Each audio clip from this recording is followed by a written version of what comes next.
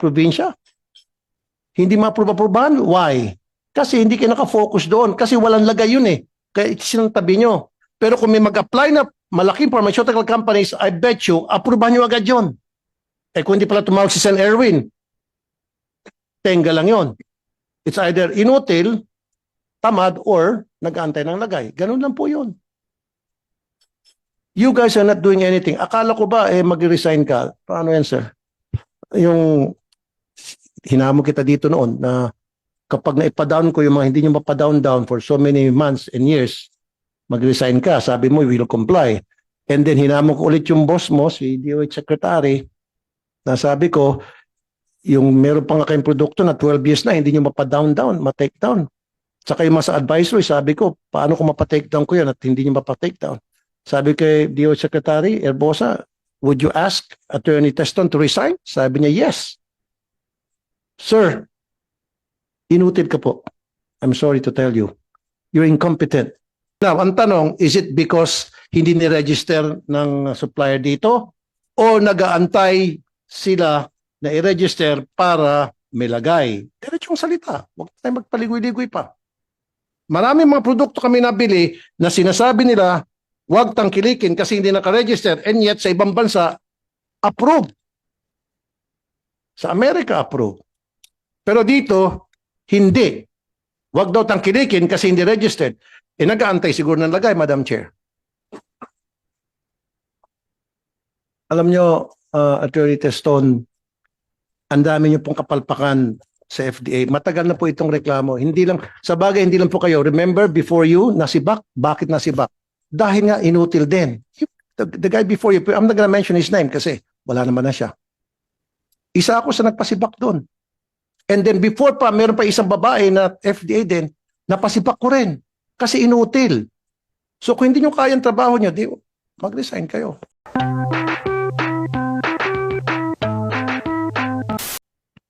Thank you, Madam Chair. Thank you, Senator Erwin. Magandang umaga sa ating committee chair, Senator Riza Ontiveros, aking mga kasamahan, sa ating mga bisita at sa mga resource speakers. Before anything else, I would like to thank the committee and its chair, Senator Riza Ontiveros, for seeing the urgency behind this matter. Sa pagdinig na ito, malinaw po kung sino ang main character, ang Food and Drug Administration o FDA, at ipapakita ko kung bakit. Una, dahil sa online selling platforms, halos lahat ngayon ay one click away. Pero kasabay ng convenience, one click away din kayo sa panganib. Sa Shopee, nakabili kami ng prescription-only medicines kahit walang reseta. Nag-test buy ang aking opisina ng clobetasol proportionate and co-amixoclav at napatunayan naming totoo ito.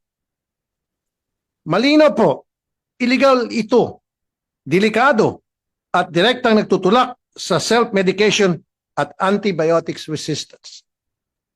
Yan po yung dalawang gamot na nabanggit ko, yan ay dapat prescription medicine. Pero nabibili po sa Shopee ng walang prescription. Pangalawa, sa social media naman, laganap ang fake ads at AI manipulated health products promotions. May mga video na nagpapakitang ako raw, pati ako nagamit. Si Dr. Willie Ong, pati si Dr. Vicky Bello ay nag-iendorso ng kung ano-anong produkto. Peking video, peking endorsement, peking lunas. At dito, hindi lang po bulsang nasasaktan, kundi buhay at kalusugan ang nakataya. Pangatlo, uso rin ngayon sa TikTok ang tirzepatide. Pero hindi lahat ng uso ay ligtas. Sa Pilipinas, isa lang po ang FDA registered, ang Monjaru. Dahil mahal ito, marami napipilitang sumugal sa black market. Ang problema, ang mga binebenta online ay hindi FDA registered.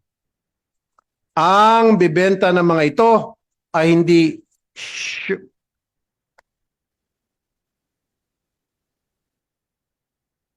shortcut sa pampapayat, kundi shortcut sa panganib para sa mga ating consumers. FDA, Attorney Paulo Teston, kung seryoso kayo sa consumer protection, hindi pwedeng lusot ang mga content creators na nagpo-promote ng unregistered products. Matatanda nung budget season at sa aking privilege speech noong December 15, malinaw kong binatikos ang incompetence at inefficiency ng FDA. Kaya ako po'y nagbigay ng hamon. Madam Chair, pwede ba pakita ko tayo ng video ko? Please proceed. Pagdating po ng budget hearing, titingnan ko ulit yung mga advisory ninyo. At kapag wala pa rin kayong action, so I will challenge you to resign. We will comply po, Your Honor. And this is the second challenge I'll give FDA. What if my office or Rafi Tulfo in Action mapatake down yan in 1 week or less yung mga product na sinasabi ng FDA, huwag tangkilikin, pero ang sabi ng FDA, mahirap nilang patanggalin. Paano kung kaya kong pantanggalin yan in less than a week? Will you tell your Director General of the FDA, ask him to resign? Sumagot na po ng yes. Ilang buwan o taon ng mga produkto hindi niya ma-take down. Napaka-take down ko po in just 7 working days. At 2 tao lang pong inassign ko para tutukan yon.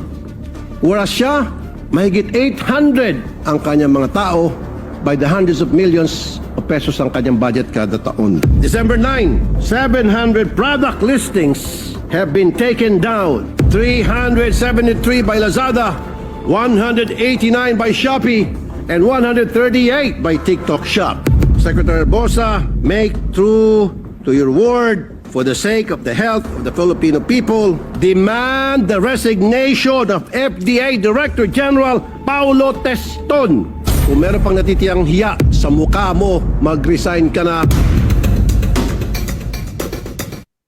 As of today, 970 products listings have been taken down based solely on the products I raised during the budget hearings. Samantalang ang takedown operations ng FDA na Oplan Cataros ay naging Oplan Di Tinapos. Dahil mula March 25, hindi na updated ang website. Ano na po ang nangyari? Lagana pa rin ang unregistered, unsafe at fake products. Hindi lang online, kundi pati sa mga pisikal na tindahan.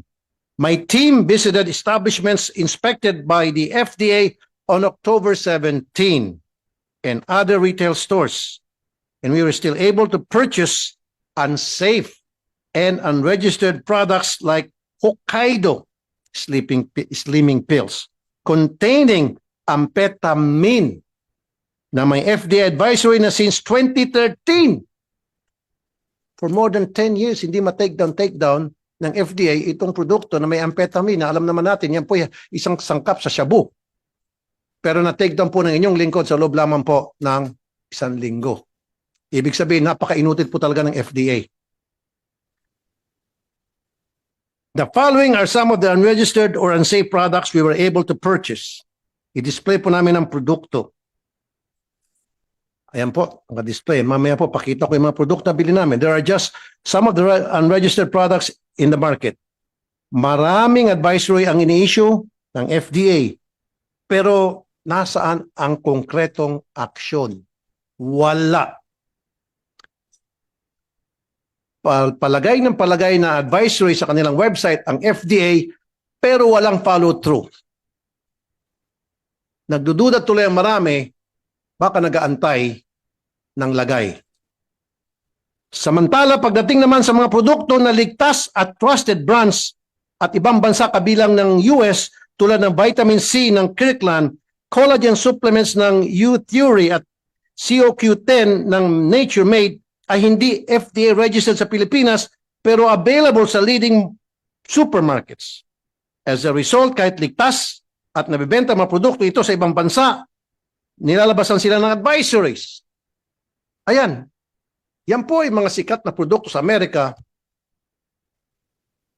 at yan po ay aprobado ng FDA sa Amerika. Pero pagdating sa atin, hindi raw pwede. It's either hindi ni-register ng importer o ng supplier o nag-aantay ng lagay ang FDA. Kasi hindi pa kayo naglalagay eh. So hindi namin kayo i-register. Maglagay muna kayo, saka namin kayo i-register. Ganon siguro ang patakaran ng FDA. Bakit napakabagal ng product registration sa mga simpleng produkto na ito? Dahil nga po sa lagay. Kaya nga po siguro, mas maganda kung i-lifestyle check natin mula sa Director General down sa mga examiner dyan sa FDA. Kung ako ang tatanungin, may gumagamit ng regulatory powers ng FDA para kumita. At meron po akong patunay. Ipitin ang pag-process ng registration tapos isyuhan ng advisory. Ano ngayon gagawin ng negosyante? Well, alam niyo na po siguro. E di lagay. Top 1 ng FDA sa ARTA complaints. Ang registration inaabot ng taon. Laganap ang fixer at may guaranteed license pa daw dahil may kakilala sa loob. May content creator rin na tinatakot na magbayad ng 400,000 pesos o ipopost ang warning sa kanyang old products. Sa huli, local business owners ang lugi. Ubos ang puhunan, ubos ang oras. From application to registration, palpak o regulation, palpak. Kaya halata na may kurap. Sa counterfeit medicines naman, nakabilang aking team ng fake Biogesic, fake Decolgen Forte, at fake Neosep. Mas mahal pa minsan kaysa sa butika, pero hindi epektibo at mas delikado. Dahil pwedeng magdulot ng severe allergic reactions. May naibalita rin na peking cancer medicines, mga produktong dapat binabantayan online ng ating enforcement agencies. Dahil kung aasa lang sa FDA, baka marami nang mamamatay. O dili kaya magkakasakit.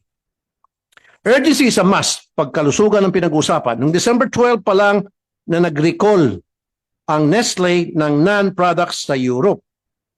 Dapat nag-test ng FDA ng locally available products. And by January, when the recall was announced in the Philippines, an FDA advisory should have followed immediately. As parents, we were already reporting symptoms. Consumer welfare, especially the safety of babies, is more important than delayed regulatory action. Sa pagdinig na ito, malinaw kung sino ang main character. Ang tanong, bida ba sila sa consumer protection o silang kontrabida sa kalusugan ng bayan? In public health advisories are not enough. Action is the real measure of credibility. With this, Madam Chair, I reserve my questions for later. Salamat po. Salamat din po, Senator Raffy. Senator Erwin, your opening statement. Thank you, Madam Chair. Una po, I support yung mga issues and concern raised po by the chairwoman and by Senator Raffy Tulfo regarding these issues, problems within the FDA. I, for one, also experienced the same thing. Very unfortunate po na nagreklamo po sa akin ay ang local government ng Palawan, ang Office of the Governor. May pinaprubahan po sila ng mga dialysis machines sa FDA 2018 pa po. 2018, dialysis machine para gamitin po sa provincial hospital ng Palawan. Ang hindi po nila maintindihan ay nakatenga lamang daw po doon since 2018 hanggang nung nakaraang buwan. Inilapit po nila sa akin. In fairness naman po, itinawag ko po sa tanggapan po ni Attorney Teston at kaagad naman pong inaprubahan nila. Pero the question was, bakit tumagal ng from 2018, 2025 pa ng December ay hindi pa po na-aprubahan na kailangan po ng ospital ng Palawan yung mga dialysis machine. Kasi magiging libre na po ang pagpapagamot ng mga Palawenyo. Unfortunately, inupuan lang po ng ahensya. Kaya nga po, sang-ayon po ako sa investigasyon na ito, sa committee hearing na ito, led by our Madam Chair Ontiveros, and of course, Senator Raffy Tulfo, para malinawan po tayo saan po ang nagiging problema, ano po ang nagiging problema, Isa pa pong reklamo na natatanggap din akin na opisina tulad po na banggit ni Senator Raffy ay ito pong mga social media po, Facebook, TikTok, na pinapayagan po ang mga content creators na mag-advertise ng mga gamot o mga produkto na wala naman pong FDA approval. Kaya gusto ko po sanang itanong din dito mamaya kung meron po bang mga safety measures ang mga Facebook na ito, ang mga social media na ito, kung paano maiwasan dahil delikado po ito sa kalusugan ng mga kababayan natin. At kung ano rin po, kung meron ba mga safety measures ang mga Shopee at Lazada para maiwasan po na makarating sa kanilang mga tahanan ang mga gamot o supplement na hindi naman po aprobado at delikado po sa kalusugan. Yun lamang po, Madam Chair. Maraming salamat po at magandang umaga sa ating lahat. Maraming salamat din po, Senator Erwin. Comsec, paki-recognize yung ating mga resource persons ngayong umaga. Good morning, Madam Chair and Senator Raffy Tulfo and Senator Erwin Tulfo. Good morning, sirs. For this public hearing and inquiry in aid of legislation of the Committee on Health and Demography, together with the Committees on Justice and Human Rights, Trade, Commerce and Entrepreneurship and Finance, we have the following resource persons. From the Food and Drug Administration, we have Attorney Paolo Teston, the Director General, together with Attorney Ronald De Vera, the Deputy Director General for Administration and Finance, and Attorney Franklin Anthony M. Tabakin IV, the Officer in charge of the Field Regulatory Operations Office. From the Department of Trade and Industry, we have Undersecretary Kim Lokin, the President and Chief Executive Officer of the Philippine Pharma Pharmaceutical Procurement Incorporated, and Attorney Errol Royce Nagtala, the Director of the E-Commerce Bureau of the I was listening Presentation. to his opening statement at natatawa ako kaya nga bumulang ako sa'yo, sabi ko sinungaling. And I can prove that. Sabi niya kukunti lang daw sila but they're doing their best, but their best wasn't good enough. Example, pag mga multinational companies ang nag-a-apply for certificate product registration, ang bilis po ng approval. Pero pag yung mga regular mid-size o maliliit na pharmaceutical companies, ang tagal inaabot ng taon hanggang sa magsasawa na lang po yung nag-a-apply. And I have proof for that. Meron example ko sa iyo, Attorney Teston. Yung strike na mosquito killer. For so many years, tuloy-tuloy lang yung approval niya sa renewal. And then comes 2018 ata yun if I'm not mistaken. Kasi sila yung produkto na water-based. Kaya kahit na kumakain ka, mag-spray yan, hindi ka malalason. Unlike dun sa isang competitive na kompetensya na produkto. So mag-renew siya, 2018, ayaw na i-renew. Ang dami na pasikot-sikot, samantalang wala namang dinagdag na formulation or binagong formulation. Why? Pumasok kasi yung kakompetensya produkto, yung Baygon, na kaparehong formulation na water-based, kinancel sila, inapruban yung sa Baygon. Ganon silang magtrabaho. At itong kumpanya ito, maliit na company lang. Pag maliit na company, hindi nyo inaaprubahan, iniipit nyo. Pag malaking pharmaceutical company, yung multinational, approve kayo na approve. Why? Because may mga lagay.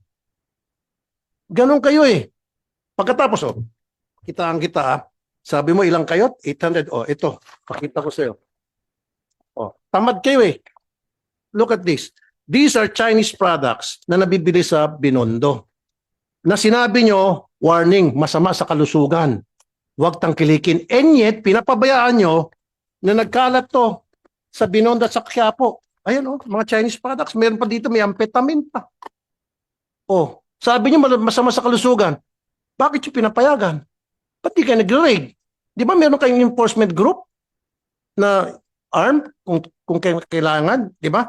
Tapos meron pang biogesic dito na fake. Nasa yung biogesic na fake? Meron din kami nabili fake na biogesic, fake na Neozep, and fake na Decolgen. Ayan. Alam nyo, Director General, itong mga fake na medicines, hindi natin alam kung anong formulation ito. Maring masama sa kalusugan to. Kung hindi man siguro effective, okay lang sana. Hindi tumatalab. Pero paano kung may side effect? Bakit hindi nyo po nahuhuli ito? Ba't kami? 800 ang tao nyo, kami ang tao ko, 2 lang ang tumutok dito, ang dami namin nagawa. Yung sinasabi nyong 1,000, 50,000 mga nakumpiska nyo, kung kami nga, milyonis na agad. 2 tao lang. Ano pa, napa-down namin, na-flag down. Don't use that word na kulang kayo sa tao. O katulad yung sinabi ni Senator Erwin sa Palawan, since 2018, importante yun para sa libre dialysis sa probinsya. Hindi ma-aprobahan. Why? Kasi hindi kayo nakafocus doon. Kasi walang lagay yun eh. Kaya sinantabi nyo. Pero kung may mag-apply na malaking pharmaceutical companies, I bet you, aprobahan nyo agad yun. Kung hindi pala tumawag si Sen. Erwin, tenga lang yun. It's either inutil, tamad, or nag-aantay ng lagay. Ganun lang po yun. You guys are not doing anything. Akala ko ba mag-resign ka? Paano yan, sir? Yung hinamo kita dito noon na kapag naipa-down ko yung mga hindi nyo mapa-down for so many months and years, mag-resign ka. Sabi mo, we will comply. And then hinamo ko ulit yung boss mo, si DOH Secretary, na sabi ko, yung meron pa nga kayong produkto na 12 years na, hindi nyo mapa-down, ma-take down. Saka yung mga sa advisory, sabi ko, paano ko mapa-take down ko yun at hindi nyo mapa-take down? Sabi kay DOH Secretary Herbosa, would you ask Attorney Teston to resign? Sabi niya, yes. Sir, inutil ka po. I'm sorry to tell you. You're incompetent. At yan mismo, sinabi ng ARTA, kayo ang one of the most complaint agency. ARTA na po mismo nagsabi niyan. At dudugtungan ko. Dapat kayo, karamihan kayo sa management, magsi-resign na kayo. Inutil kayo Wala kayong ginagawa kung hindi humintay lang siguro ng lagay mula sa mga malalaking pharmaceutical companies. Yung mga hindi naglalagay, sorry kayo, naglalagay, tuloy-tuloy lang, ligaya. Na, mabilis lang. Bakit nakalusot ito mga fake na mga Decolgen, fake na Newsep? Alam niyo po ito?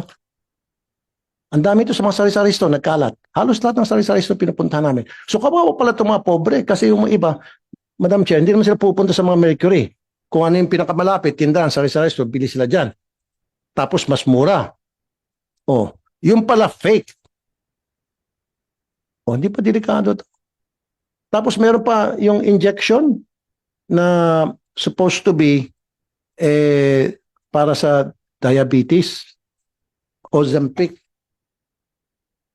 And then, ginagamit ngayon para pampapayat. Pero dapat yan with prescription kasi injection yun, Madam Chair. At binibenta sa Shopee. Hindi nyo po nahuli yun. Binibenta sa Lazada. Marami pong mga produkto na they're not supposed to be in the market. Kayo na po mismo nagsabi. And yet pinapayagan nyo. Meron ko isang sample. Ito naman, on the other hand, ito po isang kilalang produkto. In fact, umiinom ako nito Sa US, no problem. Kalat to, approved to. Pero sa atin, hindi approved. Kasi hindi registered daw. Now, ang tanong, is it because hindi ni-register ng supplier dito? O nag-aantay sila na i-register para may lagay? Diretsong salita. Huwag tayo magpaligoy-ligoy pa. Maraming mga produkto kami nabili na sinasabi nila, huwag tangkilikin kasi hindi naka-register. And yet, sa ibang bansa, approved. Sa Amerika, approved. Pero dito, hindi. Huwag daw tangkilikin kasi hindi registered. Nag-aantay siguro ng lagay, Madam Chair. Alam nyo, Attorney Teston, ang dami nyo pong kapalpakan sa FDA. Matagal na po itong reklamo. Hindi lang, sa bagay, hindi lang po kayo. Remember, before you, nasibak. Bakit nasibak? Dahil nga inutil din. The guy before you, I'm not gonna mention his name kasi wala naman na siya. Isa ako sa nagpasibak doon. And then before pa, meron pa isang babae na FDA din, napasibak ko rin. Kasi inutil. So kung hindi nyo kayang trabaho nyo, mag-resign kayo. Your job is to safeguard the well-being, health and well-being of the consumers, and you're not doing that. Thank you, Madam Chair. Thank you, Senator Raffy. Palagay ko, Attorney Taston, dito sa lahat ng mga produktong pinakita ni Sen. Raffy, merong mga counterfeit, merong ding mga unregistered. So i-channel, I think you will have to answer the issues he has raised and we will raise during this hearing. I-channel natin yung mga tanong in both those directions. Unahin natin dun sa mga counterfeit products. So isang tanong dito, sa website mismo ng FDA, makikita na may ganitong report, no, na sasabihin ko sa inyo, covering the period January 2024 to March 2025. Seized counterfeit drug products, posible may kasama diyan dito, seized counterfeit products, may nakuha kayong in the value of 21,979,539 pesos.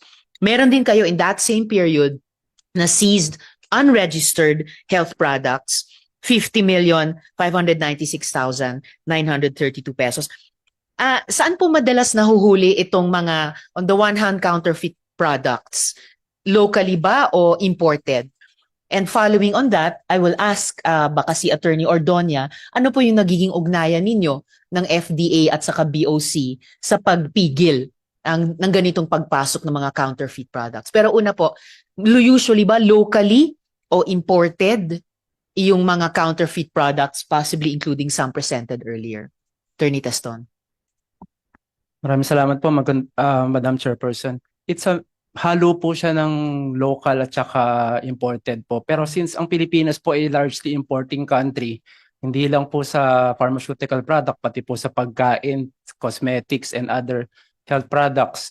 Marami rin po talagang imported health products po as defined under the charter of the FDA, which is RA 3720 as amended by RA 9711. So marami po talagang peddlers din po na nanggagaling po sa labas po ng bansa. At meron din po silang mga kasama dito na local distributor po, Madam Chairperson. Kung ganun ang kaso, so ano nga yung nagiging ugnayan nyo sa Bureau of Customs para mabawasan or ma-eliminate yung practice na ito na nakakapag-import ng mga counterfeit pala na pharmaceutical products na malamang pumapasok dyan sa bag na pinakita kanina? In terms po of border controls po, Madam Chairperson, meron pong in-issue po na, I think, if I'm not mistaken po, memorandum circular way back pa po nung administration ni President Aquino. And na what do those circulars mandate you and BOC to do together? Bago po i-release po ng Bureau of Customs sa border po of entry, dapat po kunin nila yung license to operate as importer-distributor. At hindi lang po dapat license to operate, dapat po yung produkto mismo, dapat meron po siyang market authorization o yung tinatawag po natin na Certificate of Product Registration. Pag na-present po ito ng isang importer sa border po natin, it will be enough for purposes of FDA clearance. It will be enough for the Bureau of Customs to release them, provided that they pay the appropriate tariffs, duties, and taxes po, Madam Chairperson. Okay, so matanong ko po si Attorney Ordonia. So sir, pag nakita nyo yung bag na ipinakita kanina, halo-halong mga produkto, malamang yung iba doon ay mga counterfeit pharmaceutical products. Gaano nyo kahigpit o gaano kahigpit na i-enforce ng customs, ng bureau, na bago nyo i-release, mayroong license to operate, may market authorization, may certificate of product registration, ipepresenta sa inyo at kumaga isa-certify nyo sa FDA para mabawasan yung ganitong bag na inilabas kanina na malamang may counterfeit products na kahalo. Attorney. Good morning, Madam Chair. I confirm the statement of the FDA, Madam, and before releasing these items, we see to it that we verify the authenticity of the documents presented.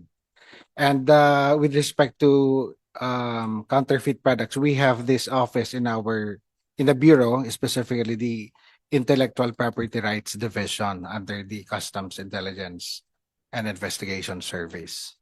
Our office is mainly with respect to the anti-illegal drugs. Yes, ma'am. I'll have follow-up questions about that, but Senator Erwin would like to interject. Yes, Madam Chair, mabilisan lamang po. Tanong ko po dito kay Attorney Teston, meron po bang mga sanction, kaparusahan pag nagbenta po isang kumpanya ng unregistered health products? Kasi parang wala because continuous po di po ba? Kung meron po, ang tanong po natin, may napasara na ba o may nakulong na po ba kayo for selling unauthorized food supplements, Attorney? Maraming salamat po, Madam Chairperson, Your Honor. Meron po under Republic Act 9711 which amended RA 3720. Sa makatuwid po, Your Honors, Madam Chairperson, marami pong pending administrative cases sa FDA po. Nung huli po ako nag-check, I think kahapon po yata, nasa 3,000 po yung administrative case sa FDA involving violation of FDA Act of RA 3720 and 9711. Ang penalty po sa administrative cases is between 50,000 to 500,000 pesos po. Pero patungkol po doon sa may criminal cases po, ang criminal cases po kasi kadalasan po ginagawa po namin jointly with the law enforcement officers. Andyan po ang NBI, andyan po ang PNP. Pag meron pong operation, alam naman po natin na ang nagpa-file po ng kaso is yung kadalasan po LEAs o kung may complainant man, fina-file po siya sa may piskalya and then nililitigate po siya sa korte. Ang tanong ko, Opo. Attorney, lagi natin naririnig, may batas, may ganito. Yes. Napakababa naman palang penalty kahit sino kayang bayaran yan. May nakulong na ho ba kayo? May na-prosecute na po ba? May nakulong para nasampula, napasara? Parang wala pa po ako naririnig. Madam Chairperson, may Wala, wala. The answer is wala. I can attest to that. Wala. Salamat, Attorney and Senator Raffy. Sino yung nire-refer nyo na para sagutin yung tanong ni na Senator Erwin at mag-comment dun sa comment ni Senator Raffy? Madam Sino po ba? Chairperson, Attorney nandito po Taston. yung Deputy Director General ng Field Regulatory Operations Office who can answer that Attorney question po. Tabakin. Yes po. Tabakin, sir. Attorney Tabakin, sir. So, please address the questions of Senators Erwin and Raffy.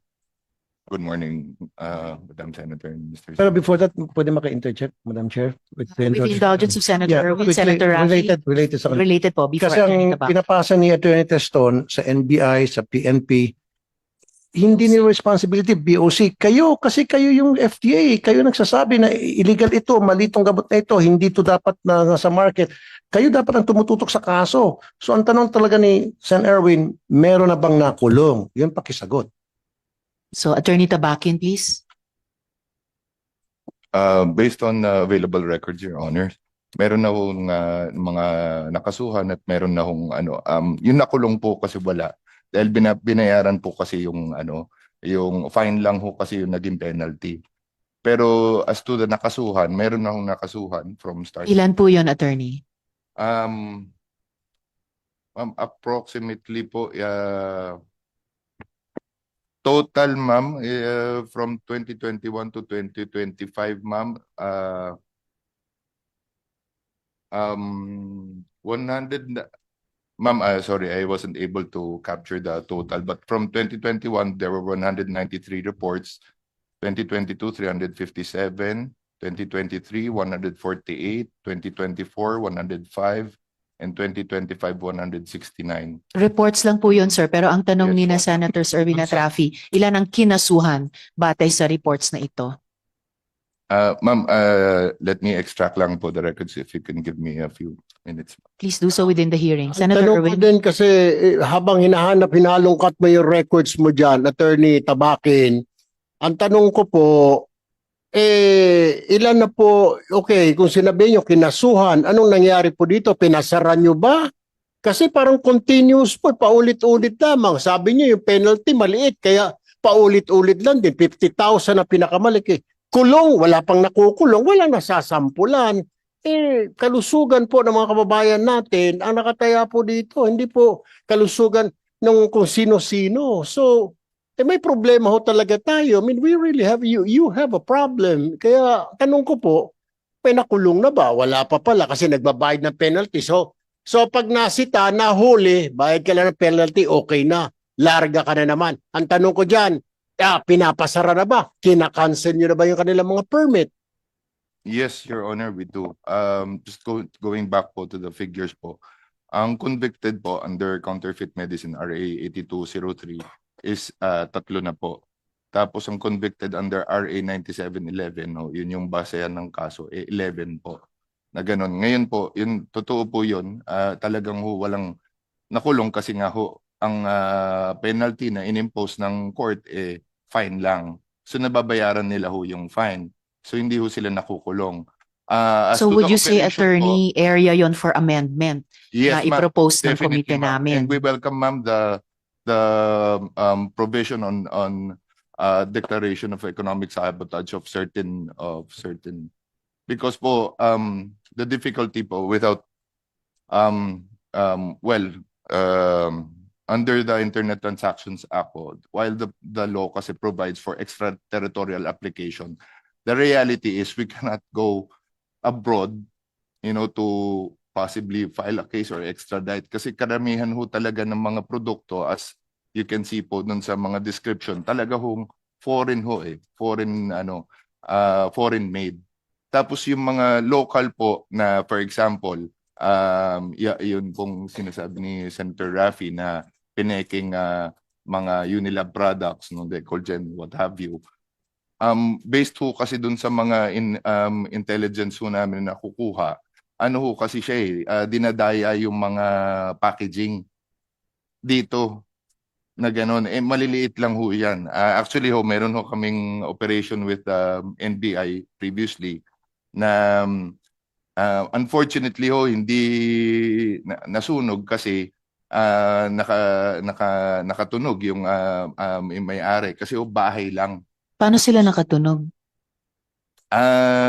Feeling ho namin baka doon yung nagtip po sa amin, baka siya rin ho ang na kumbaga na kapag kumbaga na nakaramdam yung nagpapatakbo.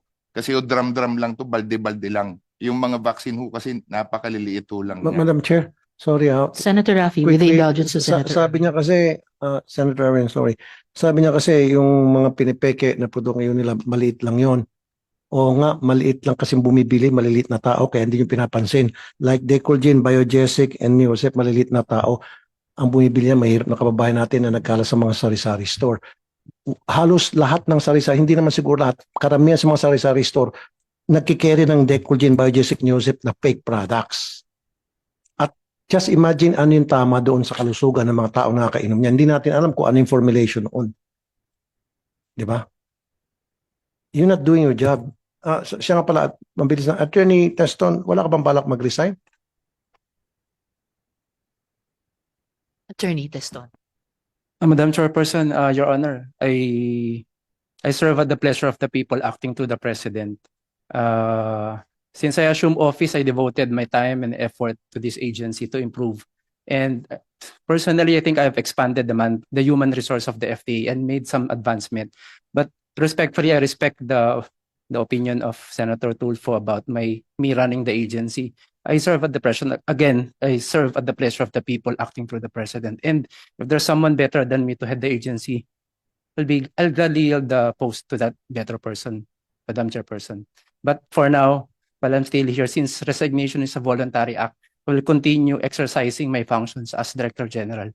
At any rate, Madam Chairperson, Your Honors, like any other national government agency heads, I likewise tendered, Your Honor, my resignation as early as June 2025, with due respect to the Office of the President's directive for everybody, particularly the heads of national government agencies. While I'm still here, I'll continue exercising the mandate of the office. In fact, Madam Chairperson, Your Honor, I've prepared meron na po akong year-end report.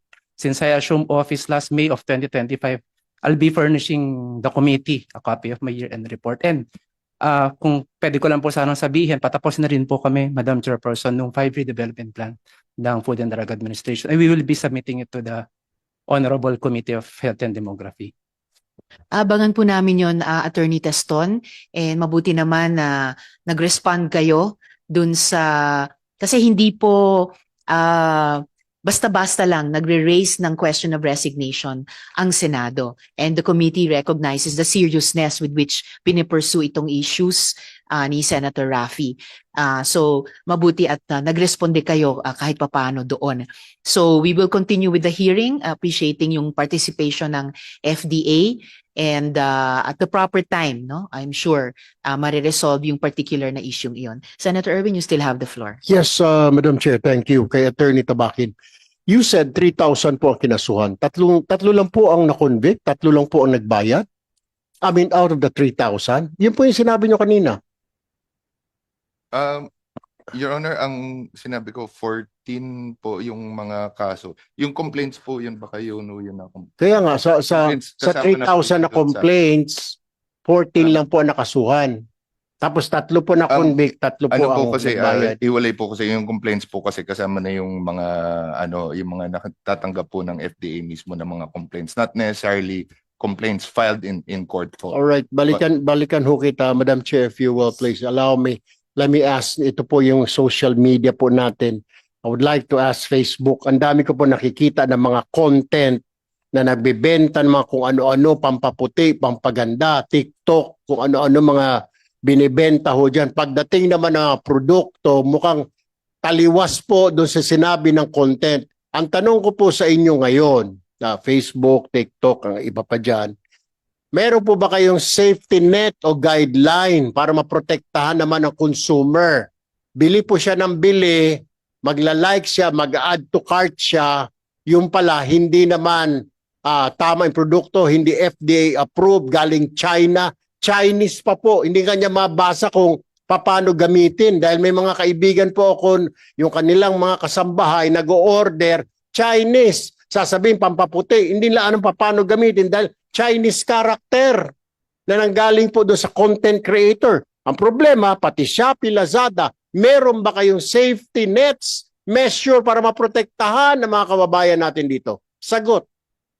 So sinasabi talagang mas naging madali ang access ng mga mamimili natin sa mga kahit sa mga counterfeit pharmaceutical products dito sa advent ng e-commerce. So though we will return later to NBI and PNP, but so can we hear first from Facebook Philippines? Will it be Attorney Gio? Yes, please.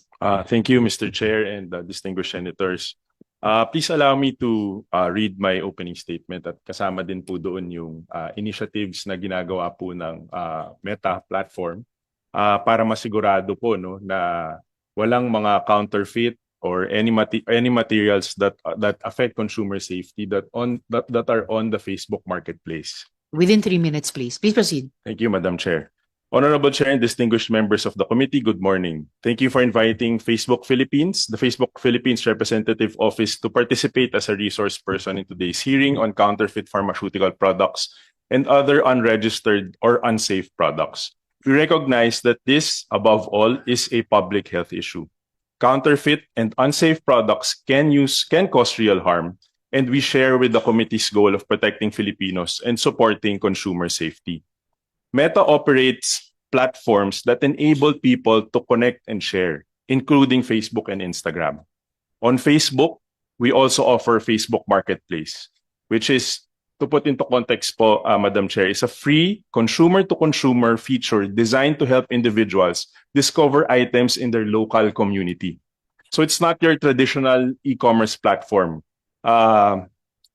Yung Facebook Marketplace po, it does not facilitate payments, it does not provide logistics or even warehousing, no? Or has the visibility of whether of the transactions that it has off platform. So even so, we take the misuse of our services seriously, and we work to prevent our platforms from being used to market or distribute prohibited regulated goods. So we do have policies, our community standards, our commerce policies that prohibit the sale of drugs and many medical healthcare products, including prescription drugs. And we do not tolerate any intellectual property infringement, which includes po counterfeiting. So we enforce these rules using a combination of tech, no? So meron po tayong AI, combination of technology, machine learning. Meron po tayong human review na nagaganap. At lagi po nating ini-encourage yung mga users to report content that they believe violates the policies so that we can review and take action. Pero kasama din po sa enforcement na yon, and equally important, is how we're partnering with government.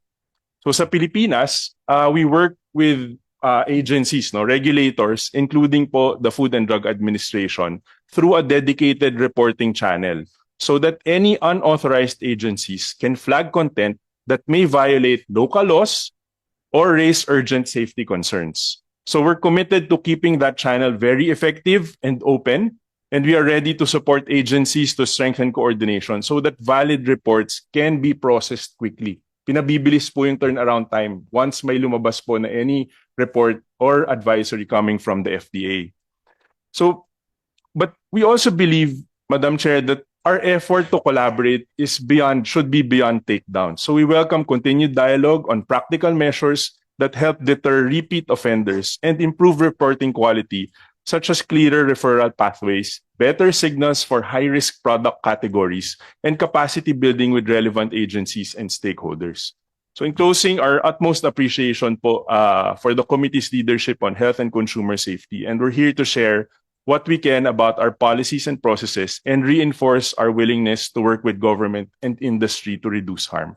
Maraming salamat po, and we look forward to working closely with the committee and relevant agencies to strengthen consumer safety and protect public health. Madam Chair. Salamat, Attorney Gio. Could we hear now from TikTok before we move to Shopee and Lazada? Attorney Gonzalez, please. Chairperson Lisa Ontivera, Senator Erwin and Raffy Tulfo, members of the committee, good morning. On behalf of TikTok Shop, thank you for the invitation to serve as a resource person. TikTok Shop supports this committee's mission of safeguarding the health of Filipino consumers while empowering our micro, small, and medium enterprises to thrive in the digital economy. To protect our TikTok Shop community, we have established policies in line with Philippine laws and regulations that apply to sellers and their products. We use a combination of technology, human moderation, and reports to remove violative products and continuously evolve our approach to combat bad actors who circumvent our policies. To date, we have invested over $1 billion in tools, technologies, and people to keep our platform safe. We believe that protecting the health and safety of the Filipino public is a shared responsibility, and we continue to coordinate with the Department of Trade and Industry, the Food and Drug Authority, to help ensure that our policies continue to evolve and keep pace with emerging risks. Through our continued partnerships with this body and our partners in government, we can help ensure a safe, compliant, and thriving digital ecosystem for all Filipinos. Maraming salamat po. Maraming salamat din. Before we move to Shopee and TikTok, may Yeah. interjection si Senator Raffy. Meron ho ba kayong timeline as to yung pagti-take down, how long would it take bago ma-take ng isang product? Halimbawa, yan ay ni-report na fake yung product or unregistered product sa FDA, especially pag yung mga AI-generated na mga products na ini-endorse through TikTok and Facebook. So, Attorney Gio, ang timeline po ng Facebook. Maraming salamat po, no. As fast as it is reported po, yung turnaround time we try as best as less than 24 hours po natanggalin. And in addition po, Senator, nabanggit niyo po kanina na nagagamit po yung inyong imahe doon po sa mga fake ads and scams na lumalabas. Last year po, gusto ko lang hong i-report na ang dami na ho kasi talagang mga gumagamit ng mga images ng public figures, no, content creators, celebrities, at ang tawag nga ho nila dito ay celebate or celebrity baiting para po doon sa mga pagbenta ng peking produkto at ginagamit po yung mga public figures. So sa platform po, no, ng Facebook, we're trying to continuously improve our detection system. In fact, last year we introduced face recognition technology. So kung public figure po kayo, kaya na pong i-detect through machine learning yung muka ng isang public figure at tanggalin po yung scam, yung portrayed ad or misuse of the image and likeness of the person na unauthorized dahil violation po ito ng community standards. Makasingit lang po. Yes. Yung mga deepfake, wala kayong tracking o para ma-recognize nyo na deepfake yun? Halimbawa, ginagamit yung face ko, AI generated. Yes. Wala kayong way na ma-determine na this is AI generated, this is not Senator Raffy Tulfo. Therefore, Motoprop will take this down. We're not gonna allow this to Sir, yun po, no? Continue.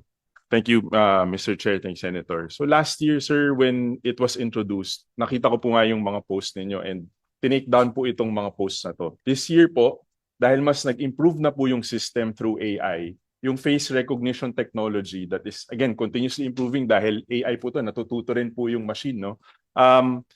Nakukuha na po niya na ma-detect ng mas efficient at mas maayos yung mga scams na nag-impersonate po ng mga public figures. So just to report po today, no, we have enrolled in our face recognition system around 500,000 public figures. And we're trying our best to protect them from having their likeness, their images used in scams. Rest assured, we're not taking this lightly, and we are directly monitoring po all of this, especially for our public figures, including po yung mga kayo pong mga butihing senador. Salamat po, Mr. Chair. Madam Chair. Salamat, Attorney Gio. TikTok Shop, same two questions of Senator Raffy, please. Yung turnaround time for taking down such content, and then kung merong ding protection against the AI manipulated or manufactured images of persons. Thank you, Mr. Chair. On TikTok Shop po, we strive to take immediate action on these reports. Lalong-lalo na po itong mga health-related concerns. We take special level of urgency po when it comes to this. On the AI-generated naman po, ang pagkakaalam ko po ay nagko-coordinate naman po sa opisina nyo yung TikTok team, lalong-lalo na po dito sa mga AI-generated content, at bawal po ito according sa policies po na publicly available po. Bawal po yung mga AI-generated na meron pong indication of endorsement. Okay. And sorry, pwede Mr. Sen. Raffy, just to know, and less than 24 hours din po ba yung takedown time nyo? Katulad ng Facebook, or you take Opo, longer? that's also our target po, Also. Madam. Okay, Senator Raffy. Okay, pwede sa ano to, Facebook and TikTok. Kapag mayroong mga advertisement sa Facebook at TikTok tungkol sa mga health products, dapat i-require ninyo na meron nakalagay doon na FDA approved. Pag wala nakalagay na FDA approved, wag niyo i-upload, wag niyo payagan na mag-continue, na magkaroon ng exposure sa platform ninyo. So dapat hingiin nyo, pag nag-advertise sila, doon sa baba nakalagay FDA approved number 00, etc. and then kung anong date na approbahan nyo. In the absence of that, wag nyo payagan, wag nyo i-go. Can Can you do TikTok Shop commit to that? Madam Chair, on TikTok Shop, we have several policies governing the use of our platform for product promotion. And as mentioned by the Senator, to protect against public health risk, we specifically prohibit misleading and exaggerated medical claims, as well as that medical claims may only be allowed if they are specifically approved by the FDA. So you are committing na kapag walang FDA approved na text doon, hindi nyo i-upload sa platform nyo. Tama ba? Madam Chair, violative po yan. Okay. And the same ba for Facebook na kapag walang explicit na FDA approved, hindi nyo i-upload yung product? The same po from our end, no? Madam Chair, I'm sorry to say Okay, na Senator you're not Raffy. doing it yet. Maybe na-overwhelm na kayo. That would be the reason. Kasi ako, tumitingnan sa TikTok, sa Facebook, ang dami nagbebenta naman kung anong produkto. Sa baba, wala nakalagay na FDA approved. Wala nakalagay yung numero ng approval ng FDA. Kung kailan approve yun, nothing. Pinapabayaan nyo lang. Minsan, magbebenta pa para sa cancer daw, para sa kidney, sa liver. Siyempre, yung mga tao, desperado na, bibilhin kung ano pa man yan. Pero, wag ka, yung pala, fake. Sasayang lang sa pera. So, dapat from now on, make it a point. Dapat meron ka isang unit dedicated to that. Kasi we're talking about the health, Di ba? Based on